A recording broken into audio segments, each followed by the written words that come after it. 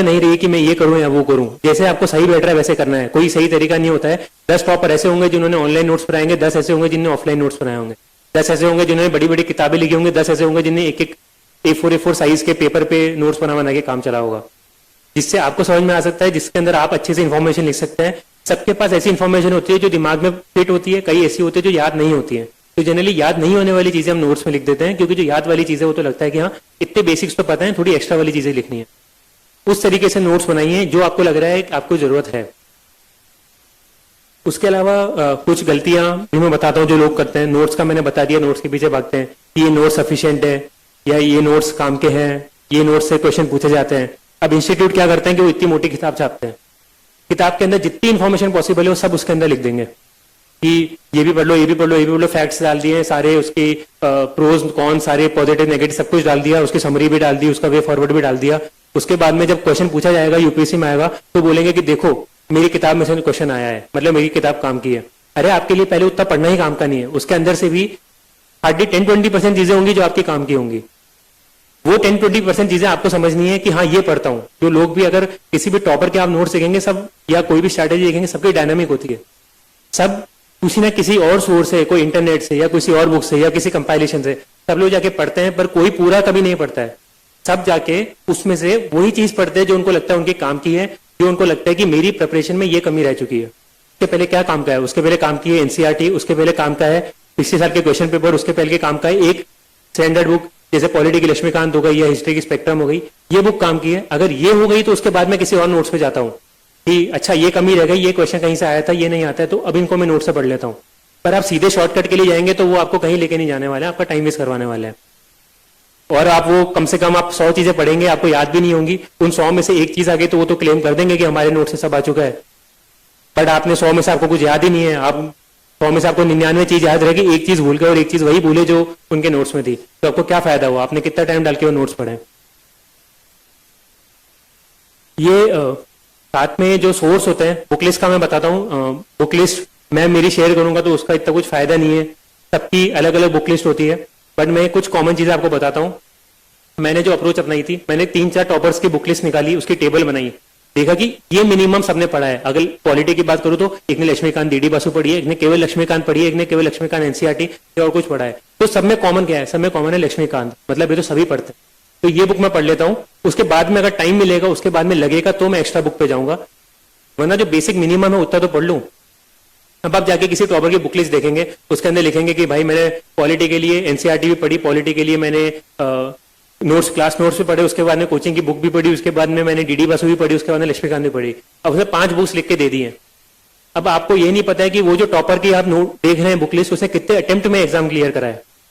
आप ये जाके देखिए, जो मैंने बोला रिलेवेंट लोग होने चाहिए कि किसकी गाइडेंस काम की है। आपको पता होना चाहिए कि जिस पर्सन की आप बुक लिस्ट देख रहे हैं उसने कितने अटेम्प्ट लगाए।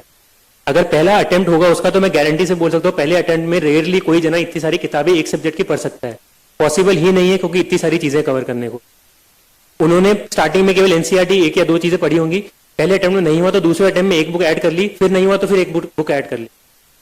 वो फर्स्ट अटेम्प्ट में कोई जाकर 5-10 बुक नहीं पढ़ता है, तो वो थोड़ा स्मार्टली सोचिए, खुद दिमाग लगाइए, कुछ थोड़ा समझिए। कोई आपको आके वो स्पून फीड नहीं कर रहा है कि लो ये सारी बुकें पढ़ लो, उसमें भी क्या काम का है वो आपको खुद को समझ के पढ़ना पड़ेगा। इसलिए मेरी बुक लिस्ट भी मैंने ऑनलाइन कहीं पे डाली हुई है, आपको चाहे तो आप देख सकते हैं, पर वो काम की नहीं है। जहां से एक तो मीडियम का भी डिफरेंस आ जाएगा, बट मैं जो बुक लिस्ट का जो इंपॉर्टेंट चीज है मैंने आपको बता दी कि बुक लिस्ट भी आपको स्मार्टली पढ़नी है। ना मैं फर्स्ट टॉपर हूँ जो ये चीज बोल रहा है, ना मैं लास्ट टॉपर होने वाला हूँ। पिछले साल भी जो थे उन्होंने ये चीज बोली थी, अनुदीप सर थे, उन्होंने सेम बोला। नेक्स्ट ईयर जो भी टॉपर आएगा वो भी सेम चीज बोलेगा। अगर सब कोई बोल रहे हैं मतलब कुछ तो इंपॉर्टेंट चीज है, तभी सब लोग इस पर इतना फोकस करते हैं।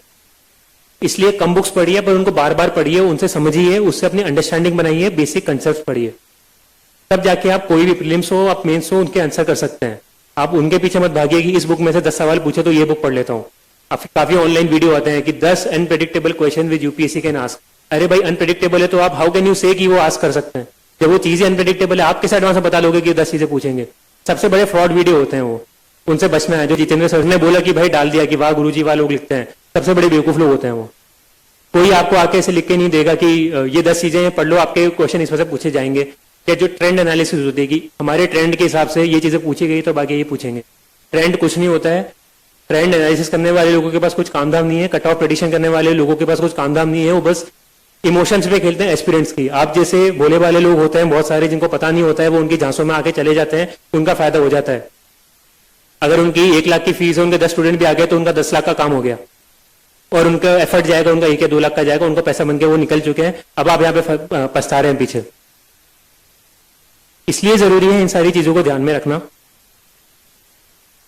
ऑनलाइन प्लेटफॉर्म्स का बता देता हूँ। ऑनलाइन प्लेटफॉर्म बहुत सारे आते हैं, लोग उनको फॉलो करते रहते हैं कि यहाँ से ये पढ़ता हूँ, वहां से वो पढ़ता हूँ, इधर से ये पढ़ता हूँ। पढ़िए, बट स्मार्टली पढ़िए। जो आपके काम की चीज है वो पढ़िए। अगर 10 वेबसाइट को यूज करते हैं तो 10 की 10 वेबसाइट को पूरी फॉलो नहीं करता है कि उनके उस पर जाके आंसर राइटिंग करी, उसके जाके कुछ उन्होंने करंट अफेयर्स भी पढ़ा, उसके ऊपर जाके उन्होंने क्विज भी दिए, उसके ऊपर जाके उन्होंने कुछ और इन्फॉर्मेशन मिली। सब जने जाएंगे, एक वेबसाइट खोलेंगे या गूगल कर लेंगे XYZ टॉपिक, उसके आगे यूपीएससी लगा दिया, गूगल के रिजल्ट आ गए, उस रिजल्ट के अंदर जाके उस वेबसाइट को खोल के जो काम की चीज थी वो पढ़ के आगे निकल लिया। ये स्मार्टली आपको चीज करनी है।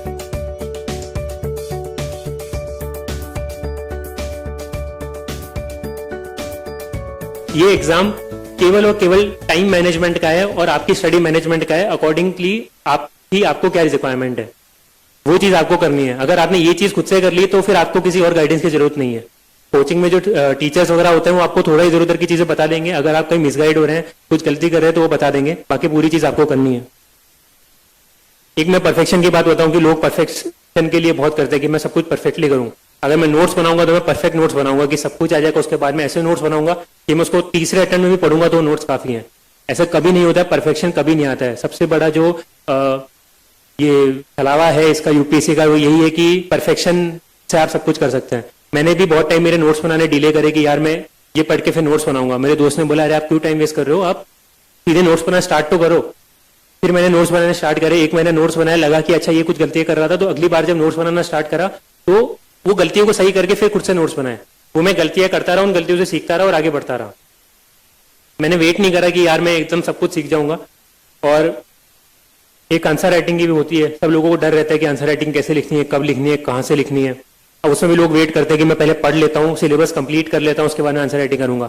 यूपीएससी का सिलेबस कभी कंप्लीट नहीं होता है। जो बोलता है यूपीएससी का सिलेबस कंप्लीट हो गया, आई डोंट नो वो कैसे बोल रहा है कि उन्होंने 3 किताबें रख रखी है, वो बोली कि 3 किताब हो गई मतलब सिलेबस हो गया। तो चौथी किताब में से क्वेश्चन पूछते हैं तो फिर भी आंसर नहीं कर पाएंगे। तो आंसर राइटिंग आपको इस तरीके से करनी है कि पढ़ लिया, जाके आप आंसर लिखिए जितना हो सके। अगर आप गंदा आंसर लिखेंगे आपको पता चल जाएगा मैंने गंदा आंसर लिखा है। अगर किसी ने आपको फीडबैक दिया कि 10 में से 1 नंबर मिलेंगे तो उससे हताश नहीं होना है कि मेरे को कुछ नहीं